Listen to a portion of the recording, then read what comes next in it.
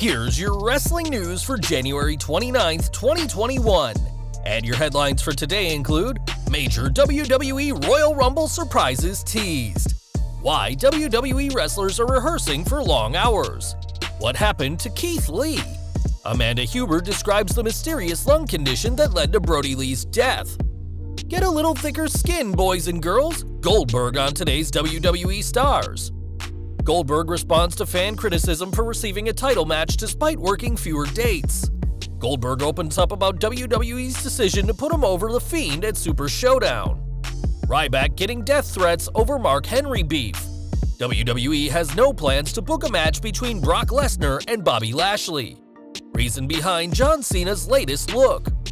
Benoit was set to replace Kurt Angle in Brock Lesnar WrestleMania match, and more. We are kicking off today with the Royal Rumble, as there's been plenty of speculation on who will return this year.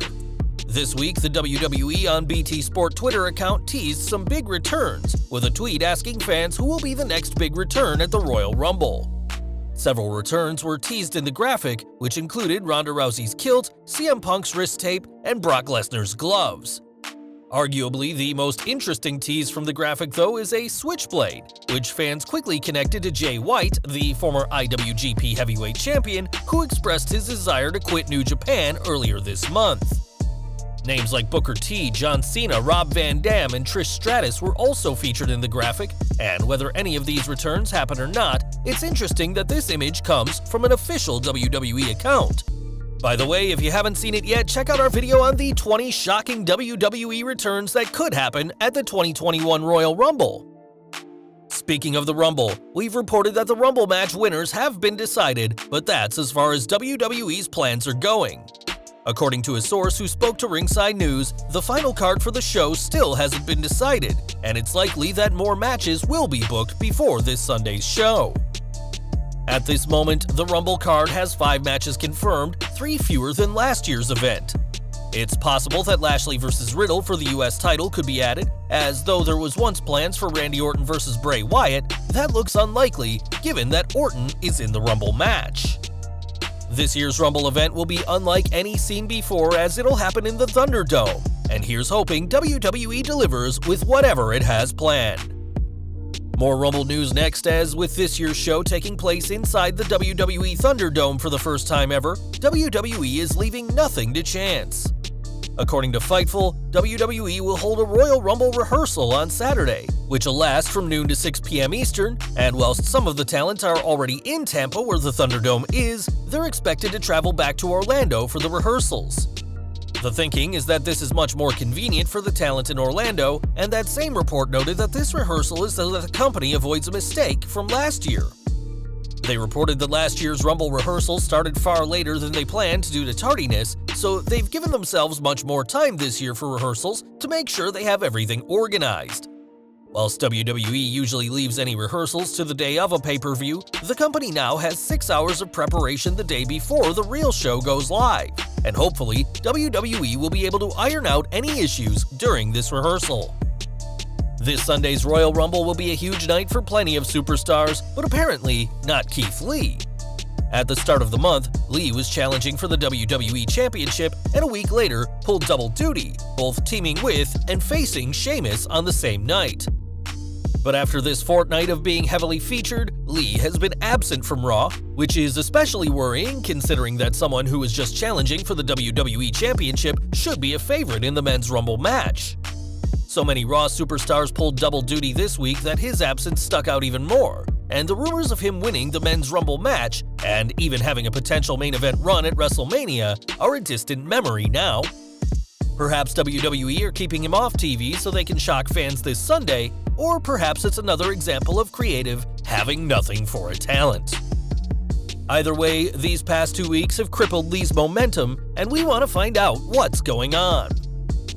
Now, AEW's Brodie Lee died last month after a battle with a mysterious lung disease, and now his wife Amanda has explained the timeline of the former champion's tragic battle.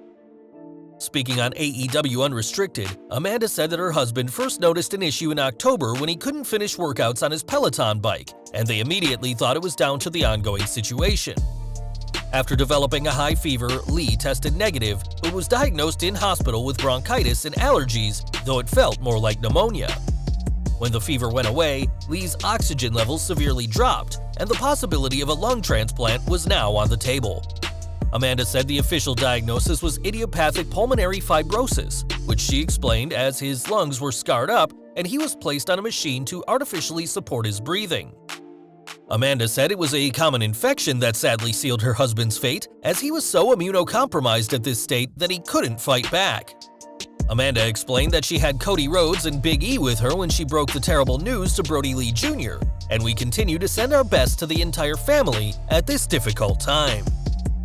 Back to WWE, and recently The Undertaker said that today's roster is soft, and while many have been opposed to the Phenom's comments, Goldberg is on his side.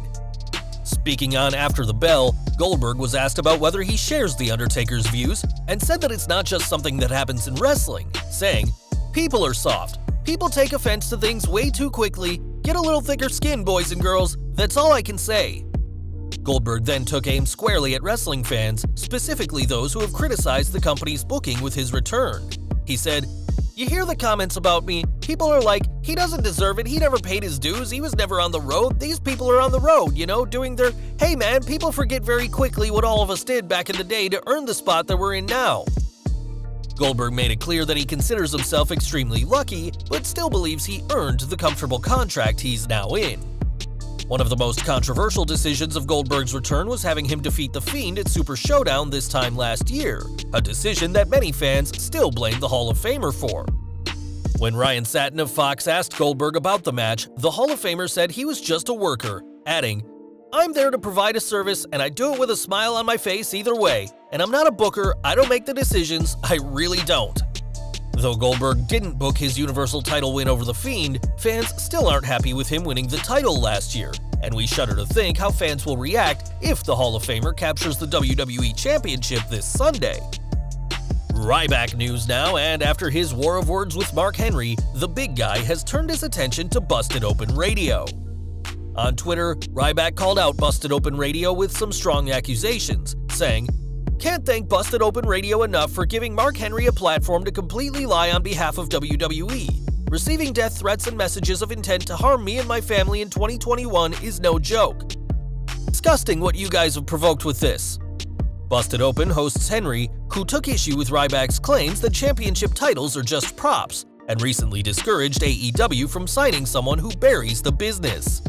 This is clearly a very serious matter to Ryback, and we'll keep viewers informed as this story progresses. Back to Raw, and Bobby Lashley is riding high as WWE's United States Champion and CEO of the Hurt Business, but there's still something the Almighty has yet to accomplish. Ever since his 2018 return, Lashley has made it clear that he wants to face Brock Lesnar, but during a recent interview with Busted Open Radio, explained how that definitely isn't going to happen. "I like the Brock matchup. I've heard it's not happening several times. I don't know why. Whatever the case is, maybe he's not coming back, maybe he has other focuses in the company, I don't know."